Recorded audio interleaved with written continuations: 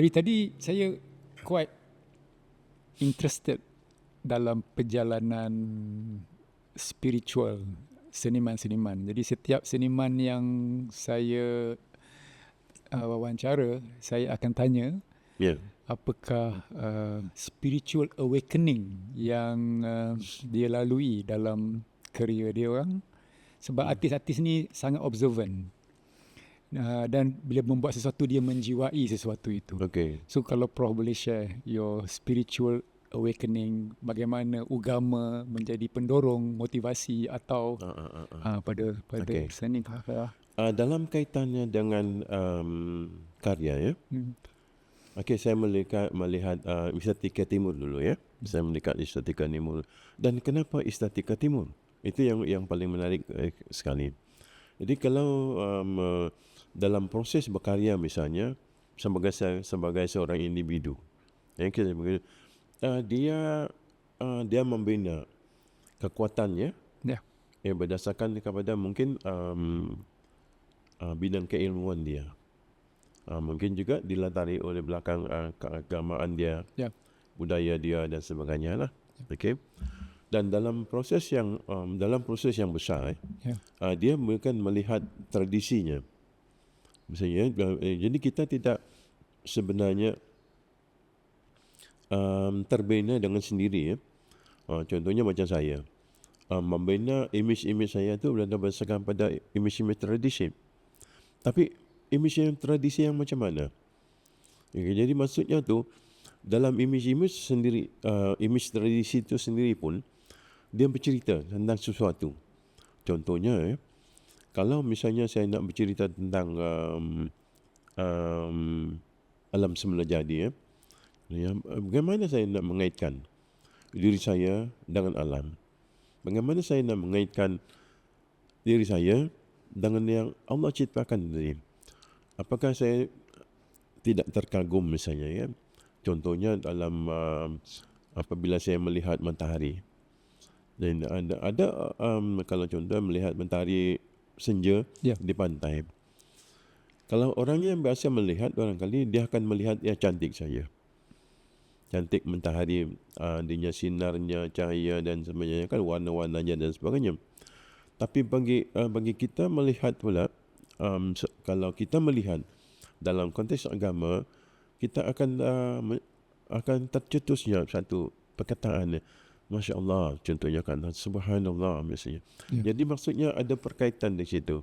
Apa yang kita lihat dan apa yang kita renungi dan sebagainya, dia ada berkaitan dengan unsur-unsur dalaman dan sebagainya kan. Yang itu. Sama juga kita mungkin dengan kita melihat gunung. Gunung hanya bukan semata-mata indahnya gunung, tapi juga sebenarnya indahnya yang Allah ciptakan gitu. Itu dia punya kaitannya lah. Begitu juga dengan proses pengkaryaan.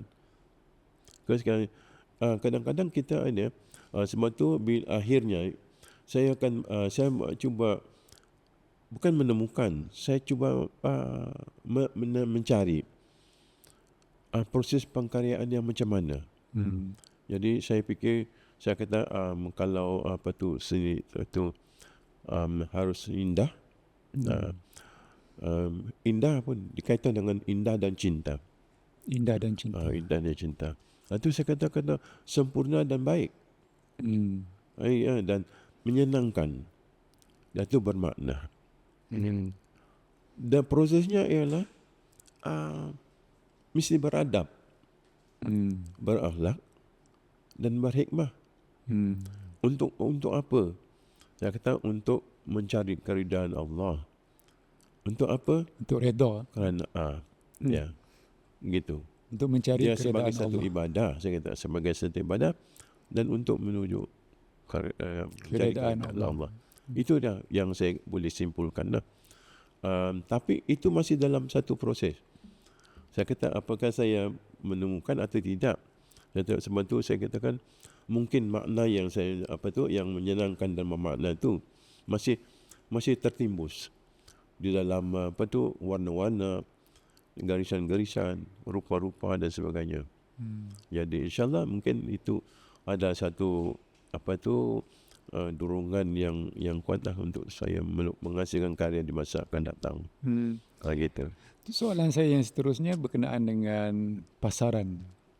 Ya. Bagaimana karya-karya seni diletakkan sesuatu nilai oleh pasaran Ya. dan terpulang kepada seniman tersebut. Ya. Kadang-kadang ianya adalah sesuatu yang agak memotivasikan pengkarya. Okey. Kadang-kadang ianya dilihat sebagai sesuatu yang tak relevan, Okey. malah mengacau. Karya-karya Prof dinilai dengan sangat baik di dalam auction houses. Apa pandangan Prof tentang nilai, value tentang pengkaryaan secara general? Okey. Yeah. Saya melihat dua perkara ya. Satu secara objektif, maksudnya, dan satu yang secara subjektif. Yang maksudnya secara objektif itu maksudnya perkiraan materialistik. Contohnya macam orang bekerja lah. Ya. Sebulan dapat gaji dan sebagainya. Dia mesti melalui pekerjaannya. Apakah pekerjaan dilalui dan sebagainya, ya, jangka waktu yang dia tempuhi dan sebagainya. Itu secara objektif. Tapi dalam secara objektifnya saya melihat seperti Latif Muhyiddin. Latif Muhyiddin misalnya karyanya sangat besar. Maksudnya tu segi bukan saja besar dari segi segi materialnya, tapi di segi nilainya, value tempatnya. Kerana dia dibina atas sejarah dia. Jadi kita lihat Latif mempunyai satu bukan saja prestasinya, tapi reputation juga. Yang sangat kuat. Jadi tidak hairanlah kalau Latif ini berada di satu satu tahap yang dia ada sekarang ini. Yes. Macam saya pula, mungkin karya-karya saya dari segi materialnya terbina disebabkan ada kelompok manusia ni. Saya tidak membinanya seorang diri. Saya cuma membina saya punya pengalaman-pengalaman. Saya juga membina saya punya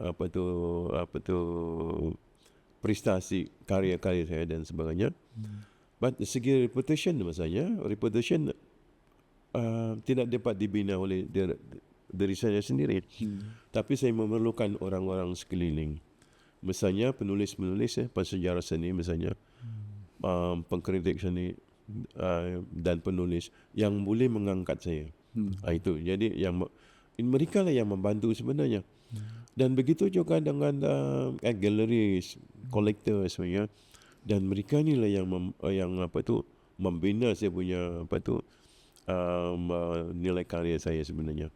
Jadi saya menganggap bahawa kejayaan saya pada masa sekarang ini adalah kerjaan lingkungan, bukan saya seorang. Ya. Begitu. Sama juga saya membina karya-karya saya. Karya-karya terbentuk bukan kerana saya, tapi kerana kelompok-kelompok ni.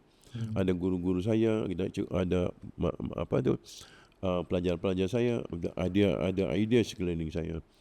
Dan begitu juga dengan tentang kejayaan saya masa sekarang ni terbina oleh kelompok itu. Gitu. Jadi tapi mungkin ya Allah tentukan, Allah yang tentukan tiba-tiba ya. Contohnya, kenapa tiba-tiba karya saya begitu tinggi? Kerana mungkin ya saat saat yang Allah kata ya sudah tiba waktunya. Setelah lebih kurang 40 tahun saya berkecimpung, dan nobody buy sebenarnya. Tidak ada yang cuba merisik-risik pada peringkat awal. Hanya pada tahun 2014. Jadi barulah karya tiba mengangkat. Itu pun barangkali atas usaha juga ya. Tuan Haji Yusof Ghani sangat sangat membantu. Ya. Dia walaupun dia tidak menyatakan secara terus, saya masih mendengar ya, apa peranan Yusuf Ghani di belakang saya. Ya, dia meresek pada kawan-kawan dia, kolektor dia ni, kenapa tak beli awang punya? Jadi saya Tuan Haji Yusuf push saya sebenarnya di belakang. Yang mungkin dia tak menyenangkan pada saya, tapi saya tahu. Jadi dia membantu saya daripada belakang,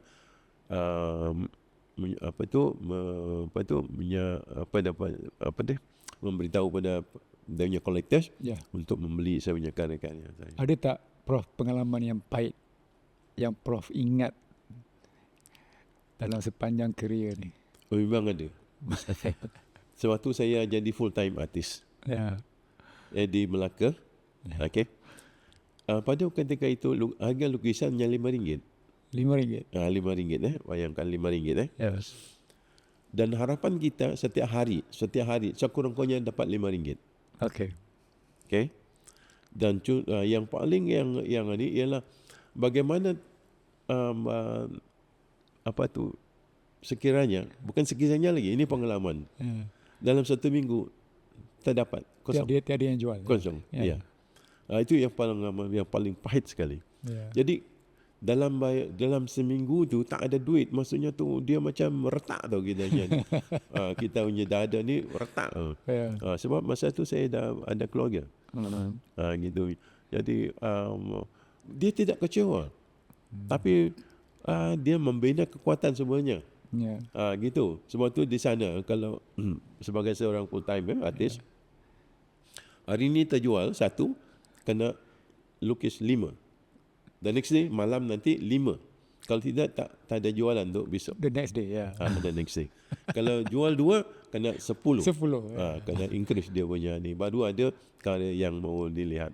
Momen yang mana Profesor bersyukur kepada Ilahi. Ya. Saya kata alhamdulillah lah. Pada tahun 2014 itu. Dengan bukan tak sengaja, ya Allah dah menentukan ya. Dan tiba-tiba karya saya dilonjakkan. Dan saya kata ini sesuatu yang dia bukan aja, dia menakjubkan. Sehingga saya bertanya pada anak-anak saya. Saya tanya kali, okey, boleh saya minta anak saya jawab. RM10 banyak tak? Biasa. RM100 banyak. RM1,000 banyak. RM10,000 lagi banyak. Bagaimana dengan RM100,000? Banyak sangat.